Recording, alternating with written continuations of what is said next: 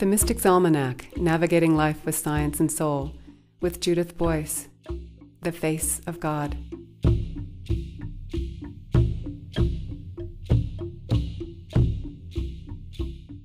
My understanding of spirit transformed following my sister Ruth's sudden passing just shy of her 41st birthday. I've since learned that a beloved's death is often a major reevaluation time in people's lives. Some meet grief stoically and use the experience to reinforce their rigidity. For others, the passage through grief offers an opportunity to reevaluate the landscape of belief, spirituality, and faith. I reflected on the maturation of my relationship with what I knew simply as God in my childhood. Even though I grew up in a Protestant church that eschewed images of divinity, I developed a profile of God that was a cross between the white-skinned, lean-limbed old man of the Sistine Chapel and a department store Santa Claus. That old white man transformed into an androgynous being during the feminist awakening of my junior high school years.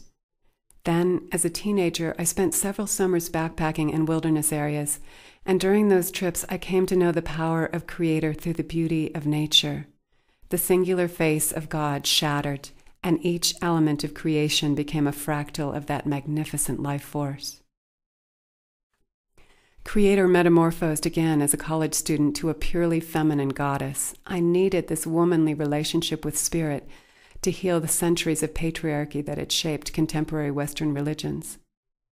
Years of contemplation and life in several spiritual communities once again softened the rigid gender designation, and my understanding of spirit resumed the diffuse, omnipresent divinity of my backpacking days.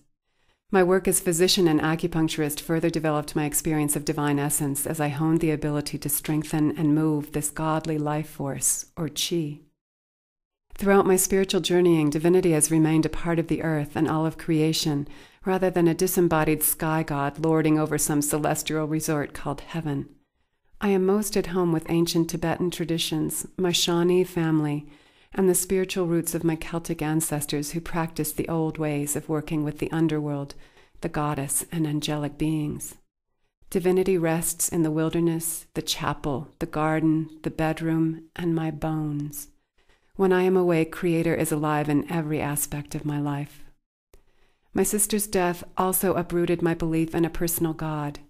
In retrospect, I'm not sure how this concept of a cozy fairy godmother, godfather developed. Ruth's passing, in combination with another tragedy later that year, swept the remnants of a childhood God from my life. I suddenly understood that God does not stay up late at night worrying about the balance in my checking account. That is my job. Goddess is not plotting a career for me, repairing the roof, or inoculating my children against illness or tragedy. Creator has his or her own work and life to pursue, creating other worlds, playing golf, relaxing in a hot bath, whatever he or she wants to do. When I recounted this realization to my Shawnee mentor, he nodded sagely. Creator gave you life, he said, and he, she, whatever you want to call it, gave you the ability to think and take care of yourself. That's your responsibility. He paused for a moment, choosing his words carefully. When I pray, and I do still pray, I ask for help in figuring something out.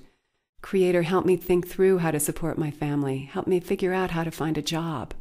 You don't ask Creator to find the job for you or give you the money. Life doesn't work that way. That would be insulting the intelligence Creator gifted you with. You pray as a capable person who needs help, not as a helpless being. The Shawnee medicine man's words still guide me in my prayers. I continue to explore the essence of divinity. The shattering of old concepts has left a lot of uncharted territory, and I'm not terribly eager to replace one misguided map with another. Often I am uncomfortable in the new landscape. I like the security of a map. Even more, though, I am determined to see divinity clearly. For now, Creator's face is as smooth and unblemished as death's.